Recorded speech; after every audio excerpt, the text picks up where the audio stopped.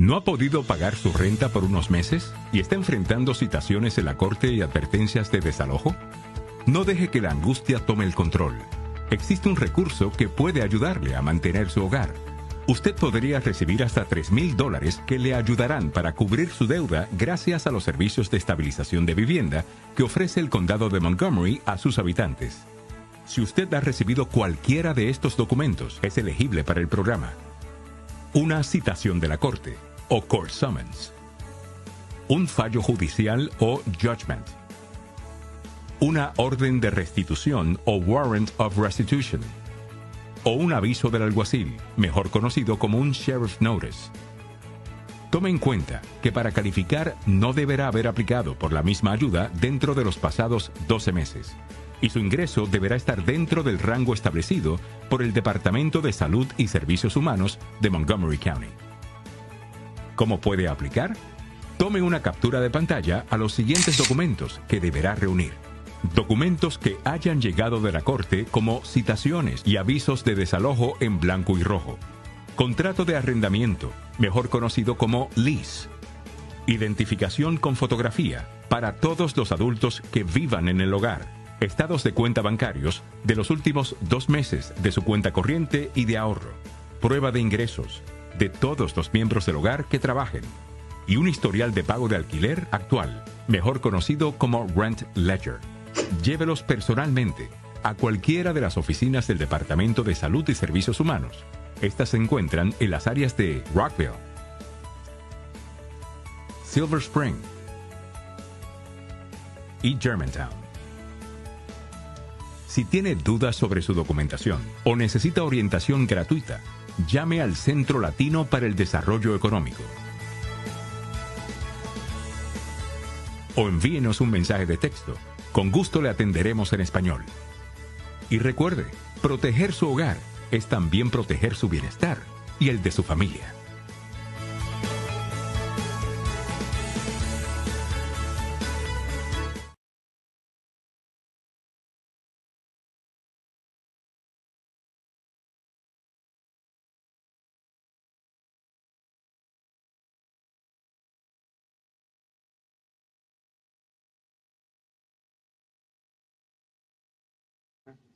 Mr. President, what is your message to critics who think your tariff plan will cause a recession?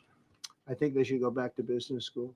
It's so obvious. It's so obvious. I mean, we're taking in billions and billions of dollars from China and a lot of other countries. We took in, I had a call from somebody in the House and a high official. Sir, we have a problem. We don't know what to do. The books are a mess. I said, what do you mean by the books? The books, the money coming in. It's so terrible. I figured, oh boy, what's this? I don't like this question. I said, so what seems, there's so much money coming in and there must be some kind of an accounting mistake because we have hundreds of billions of dollars more money than we thought. I said, do me a favor, go check call me back. You have to call me back. Check the tariff column. Calls me back 2 hours later, says, you're right. We took in 88 billion in tariffs.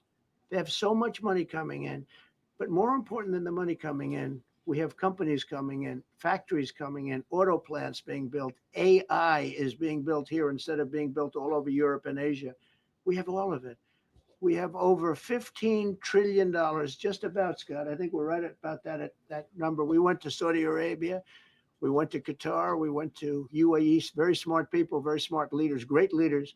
And we took in $5.1 trillion just there without the tariffs. I mean, they also liked a thing called November 5th, November 6th, and November 7th. That was a very good little period of time. It's called the presidential election. You know, you used to have one-day election. Now you have it go over it. But even if you just took that little period, because it was pretty obvious it was going to be a landslide. And they like that, but they love the tariffs. I had Texas Instruments come in the other day, big company. And he said, we're putting in $60 billion into new plants and new equipment, new everything. Sir, you're going to keep the tariffs, aren't you? Because if I ever took the tariffs off, and we are going to absolutely keep it. And they're worried that somebody that, like this communist from New York, someday gets elected. I can't believe that's happening. That's a terrible thing for our country, by the way. He's a communist. We're going to go to a communistic state. That's so bad for New York. But the rest of the country is revolting against it. But if somebody got elected, they're afraid that if this was taken off, well, we're going to guarantee it's never going to be taken off. And again, we're taking in think of this, hundreds of billions of dollars. And they were all confused because they've never seen this before. You know, it's always the other way. We don't have enough money. So much money is coming in at levels that nobody's ever seen. But most importantly, we have factories being built, car plants being built, companies moving to our country like never before. If you look at 15 trillion, and that's only in a few months, you know, I haven't been here that long. Presidents like the last one was a disaster. He's the worst president in the history of our country, by the way. What he did on our border can never, ever be forgotten. To me, that's the worst of all the things. And he's done some terrible things, grossly incompetent. Nobody knew it was him because I don't think it was him. I think it was whoever was controlling the auto pen. But our country is doing great. And those leaders and other leaders, I just left, as you know, a large group of the most highly respected people. And that includes big countries. When you look at Germany and France and Spain, although Spain didn't come through, but they will. By the way, guaranteed they will. That was the only country that sort of tried to hold back on putting up the money. But just so you know, they said, it's unbelievable what's happened to the USA. You were a dead country. We didn't respect the country, the leader. You were dead as a doornail. One said to me, you went from being a dead country. You are right now the hottest country anywhere in the world. The whole world is talking about the USA, and everybody wants a part of it, and they're pouring into our country, and you're going to see those numbers. Thank you for that question.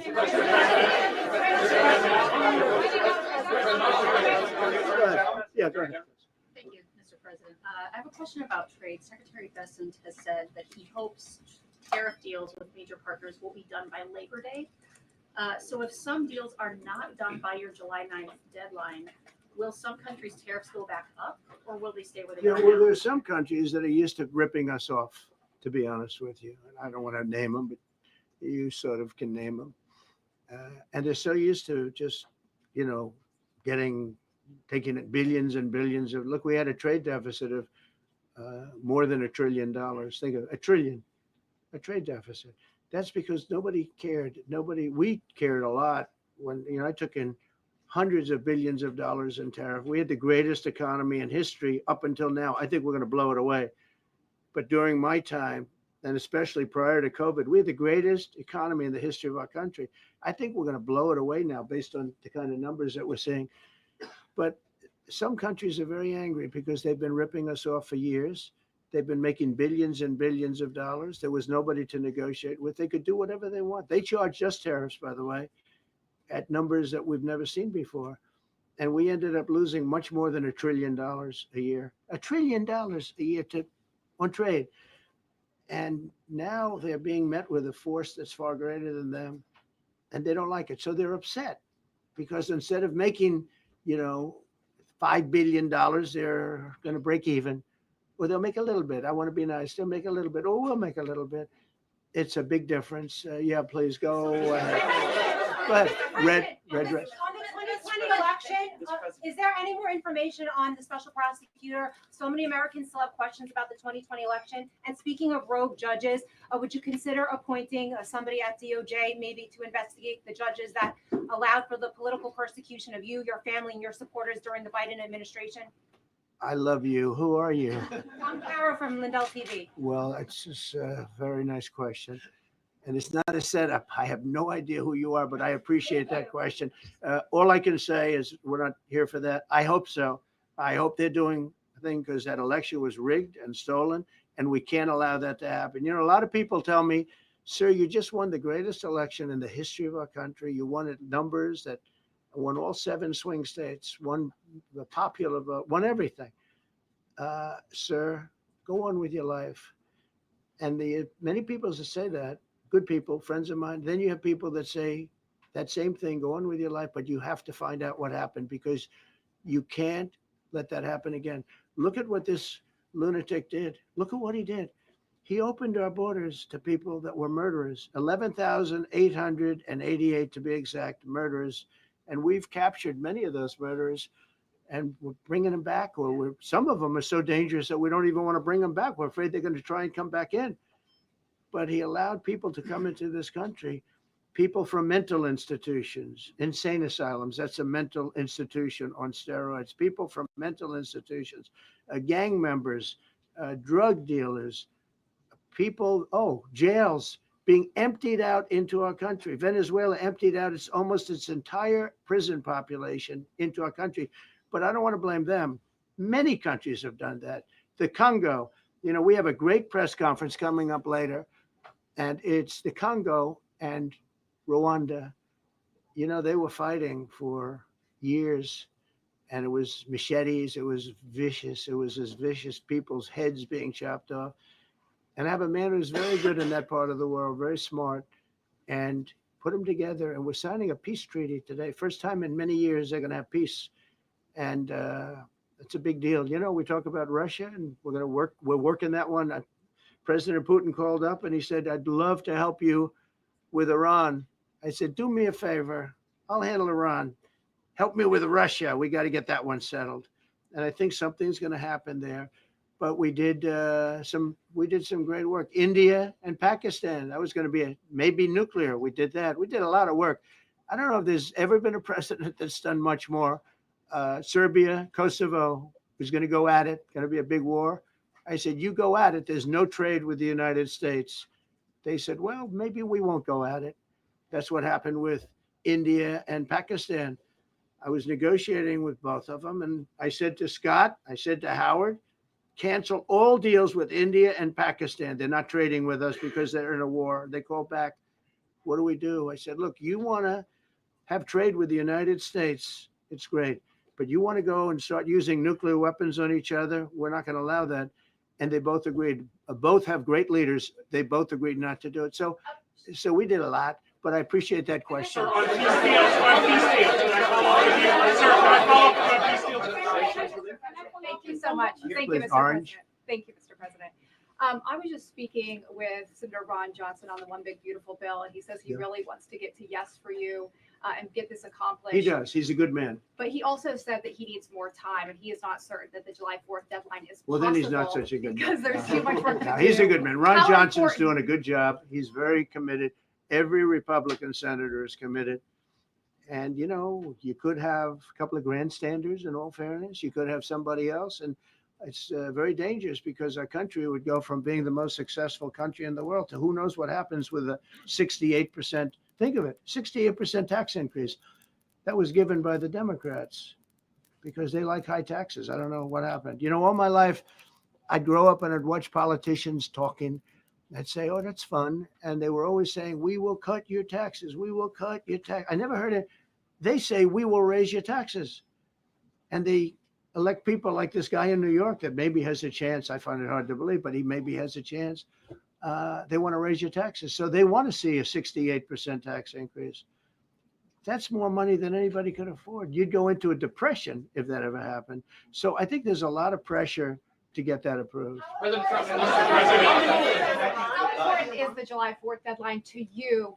If the It's default important. It's not deadline the comes end to all. August? It can go longer, but we'd like to get it done by that time if possible. And look, we have a lot of very committed people and they feel very strongly about subjects that you're not even thinking about that are important to Republicans. The problem we have is that it's a great bill. It's a popular bill, but we'll get no Democrats only because they don't want to vote for Trump. If that bill was their bill, they would be so happy. It's so great for our military. It's great for everything. And they would normally vote, but because their hatred of Trump, they have Trump derangement syndrome at levels never seen before. And instead of voting for a tax cut, they're voting for a tax increase of 68%. They're voting to destroy Social Security, destroy Medicare, and destroy Medicaid. And we're voting to make them perfect and to make them better, make them stronger and better. They're going to destroy Medicaid and they're going to destroy Medicare, and Social Security will follow. If you vote for the Democrats, you're dead on those three things. sir, on peace deals. Thank you, Mr. President. On a related subject, many Democrats have said that they are not going to support crypto bills in Congress only because of you and your family's personal crypto ventures. And these votes are in some cases needed to pass. Are you open to the idea of pulling away from your personal crypto ventures just for the next few years if that helps get these crypto bills passed in the next few months? Well, it's a very funny thing, crypto. So I became a fan of crypto, and to me, it's an industry. I view it as an industry, and I'm president. And if we didn't have it, China would, or somebody else would, but most likely China. China would love to. And we've dominated that industry. It's a big industry, by the way. In fact, when the stock market went down recently, crypto and Bitcoin and all of that went down much less than anybody else as a group. And we've created a very powerful industry, and that's much more important than anything that we invest in. We invest in it, but really that was an industry that wasn't doing particularly well. I got involved with it a couple of years ago, and before the second term, I got involved before I decided to run. I only decided to run because I saw what was happening, and Biden was incompetent, and the administration was crooked and incompetent, and I was in Bitcoin then, not knowing if I was going to do it a third time. So it's become amazing. I mean, it's the jobs that it produces. And I notice more and more you pay in Bitcoin. I mean, people are saying it takes a lot of pressure off the dollar, and it's a great thing for our country. So I don't care about investing. You know, I have kids and they invest in different things. They do believe in it. But I'm president, and what I did do there is build an industry that's very important. And, you know, if we didn't have it, China would. Okay. Sir, Mr. President, Go ahead. With the glasses, gentlemen, go ahead, please. Go ahead. Thank you, Mr. President. So, are you going to cut funds in the sanctuary states, like, for instance, California, they keep supporting illegal immigration, and then these people work under Yeah, we're the giving them table? a hard time. And also, in a foreign policy I question. mean, they don't have a governor in California. They have a man that wants to give away everything to people that nobody's seen before. If we didn't go into Los Angeles with the military, which did a fantastic job, but if we didn't go into Los Angeles bringing in the National Guard, I would have brought the military if it was necessary, because you have to. We have the right to. That was another thing upheld by the Supreme Court. But if we didn't go in with the National Guard and be strong and tough, you wouldn't maybe have Los Angeles. It would be like the rest of California, the rest of Los Angeles. They lost 25,000 houses in a fire. They should have lost none. You know, I sent the water down. I had to break into their water supply because they just refused to do it. They're crazy. There's something wrong with them. They have plenty of water. They don't have droughts or anything. They have we let it come down from the Pacific Northwest. They routed all the water out into the Pacific Ocean for environmental reasons, okay? And now you have 25,000 houses, none of which would have burned down if you had the water. They didn't have water. They didn't have water for the fire pumps. They didn't have water in the sprinkler systems that people put in. So the answer is we're going to work with governors. We're going to work with radical left Democrats and Democrats, and we're going to make it good for everybody. We'll have to stop the crime in those, or in the case of the cities, I think I can say just about all cities with heavy crime are run by Democrats. Go ahead. 11 Yeah, with the glasses. I'm with Iran. Go ahead, yes. International. Yeah, go, no, the man behind you. Yeah, please. President Trump, Anthony Mashhad from Amphibia, Lebanon. I want to ask you regarding the threats posed by Iran's allies and proxies operating in the U.S. They were threatening your life. So what do you say about that? And regarding the Lebanon, because Hezbollah is as well part of Iran's allies, is there any time frame in Lebanon regarding disarming Hezbollah in Lebanon? Yeah. Lebanon is a great place with brilliant people. You know, it was known for the professors and doctors and had an incredible history.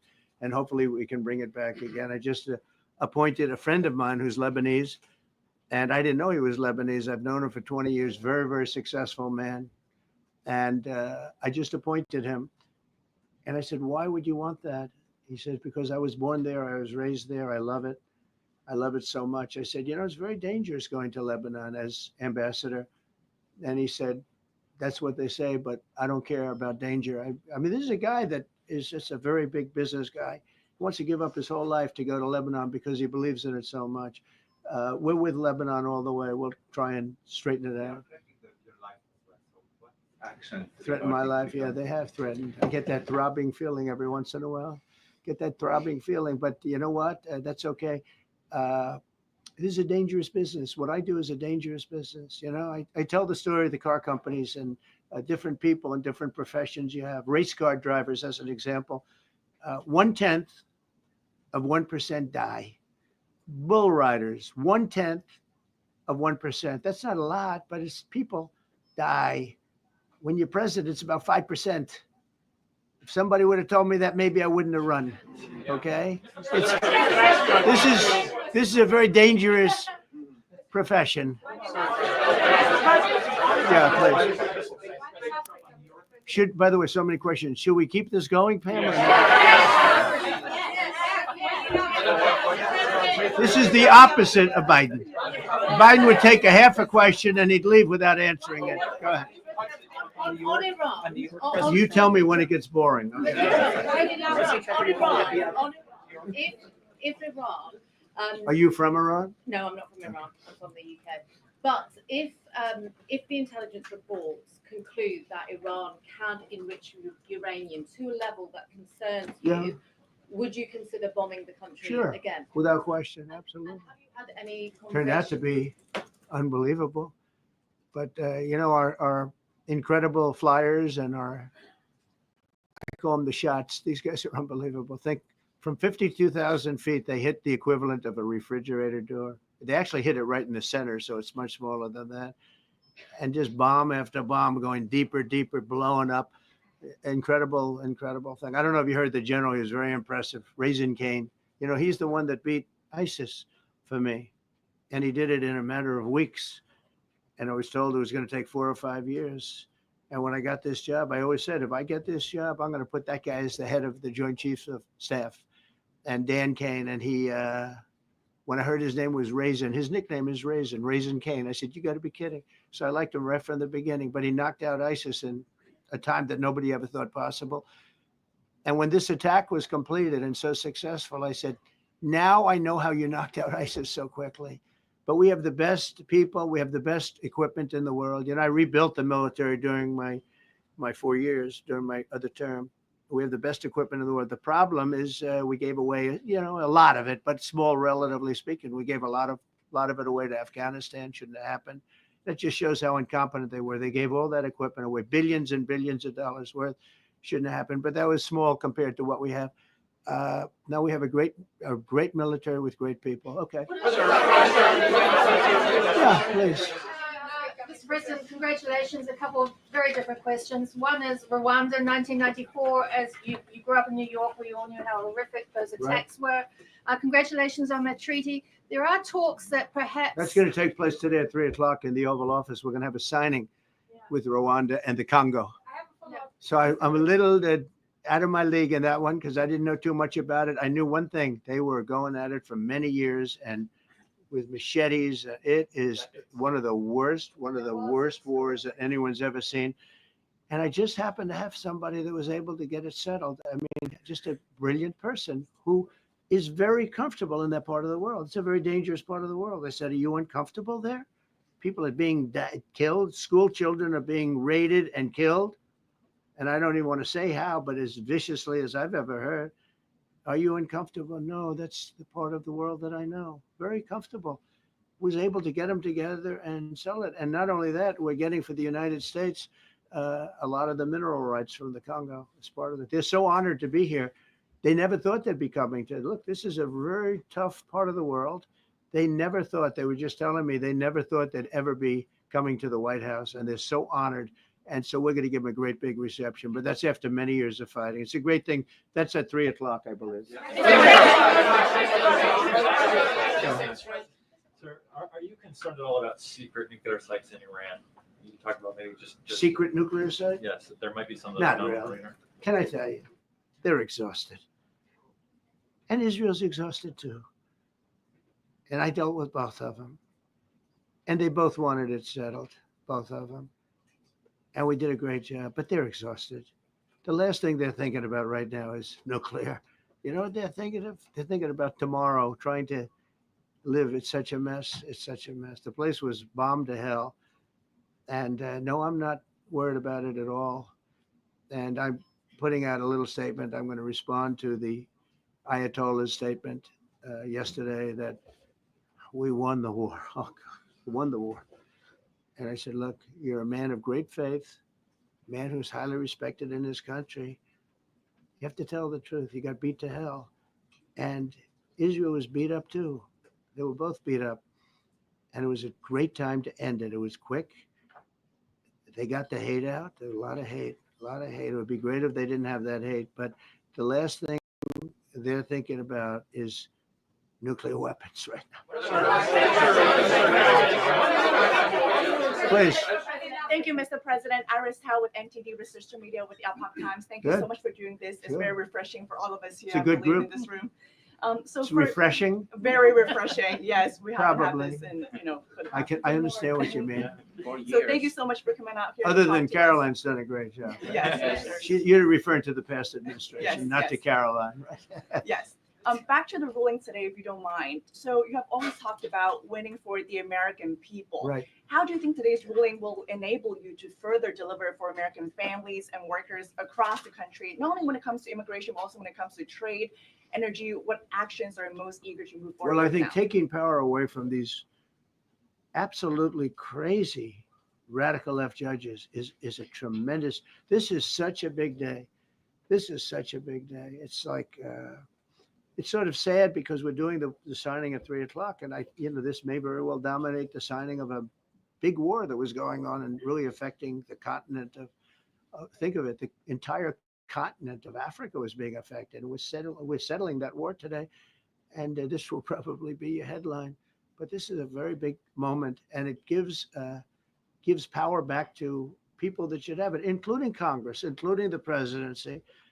And it only takes bad power away from judges. It really doesn't take. It takes bad power, sick power, and unfair power. And it's really going to be. This is a very monumental decision. Yeah, please. Yes, President, thank you very much.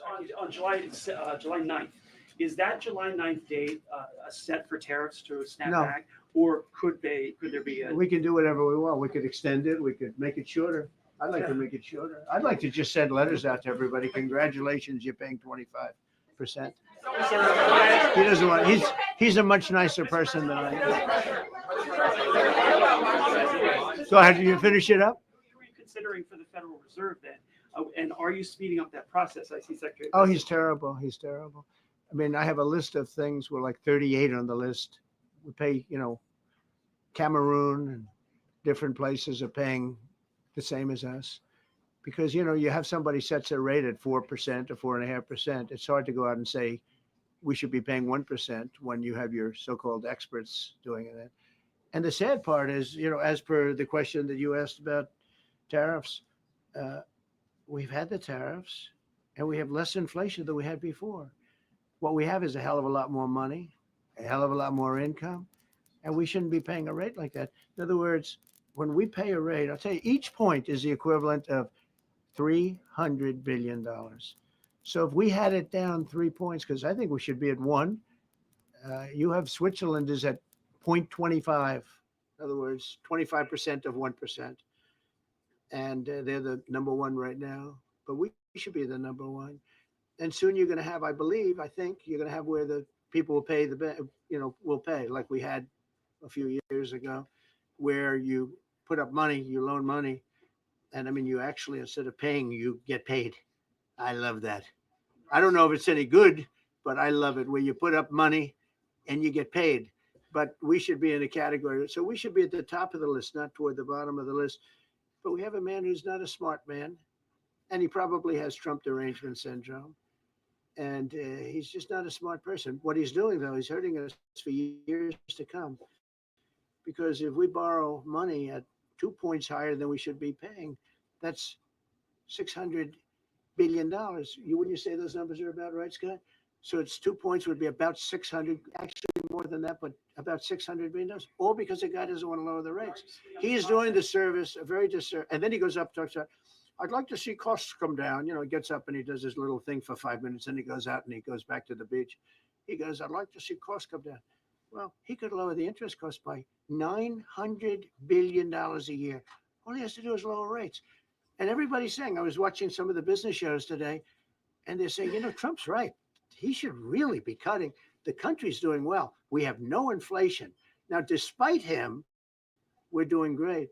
But if we got the rates down, we would be a rocket ship. So I think that'll be it. And I just want to thank everybody. This is a really big day. We've had we've had a big week. You know, we've had a big week. We've had a lot of victories this week. NATO was a tremendous victory. The war was a tremendous. Look, we were talking about this for 30 years about Iran being nuclear. And all I said is it will not be nuclear, and it's not going to be nuclear. And, you know, I want to give credit to a lot of people, most importantly to our great military. Boy, they put out that fire. Once that happened, once those bombs got dropped, that war was over. That war was over. But I just want to compliment them. Incredible. The general and all of his generals. Pete Hegseth was great. They were, and now I want to compliment Pam. A lot of genius went into this. You know, people, if you don't say it exactly right, if the Supreme Court doesn't get it because it's incorrectly spoken about, and that happens. A lot of cases are lost because they don't say the right words. But I want to correct. She's going to go down as a great attorney general. I may change my mind about that. I don't know. Maybe someday I'll have call and say I was only kidding. She's going to go down as a great attorney general. This was a tremendous win, and we've had tremendous wins, but this was a tremendous win today. So I just want to congratulate you and Todd and your whole staff. Very brilliant people, and we can't forget John Sauer, who is with. There's a medical emergency within his family, so he's taking care of that. And we said absolutely. So I just want to thank everybody very much. Thank you. Sir, Jeff Bezos on his wedding weekend. Sir, Thank you, Mr. President. thank you, sir.